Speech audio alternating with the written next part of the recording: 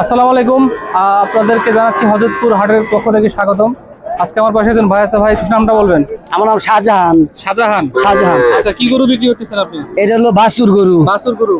এটা দুধ ছাড়ছে কতদিন? এটা দুধ ছাড়ছে মোটামুটি ভাবে মাসখানিক ধরে দুধ ছাড়ছে। আচ্ছা, কত হলে দিবেন বলেন? এটা হলো আমি 35,000 টাকা দাম চাইছি, 33,000 টাকা হলে এটা বিক্রি করলাম। এমনিতে কত বলছে সর্বোচ্চ দাম কাস্টমার? সর্বোচ্চ 31,000 পর্যন্ত দাম বলছে। সত্য কথা বলছেন? 31।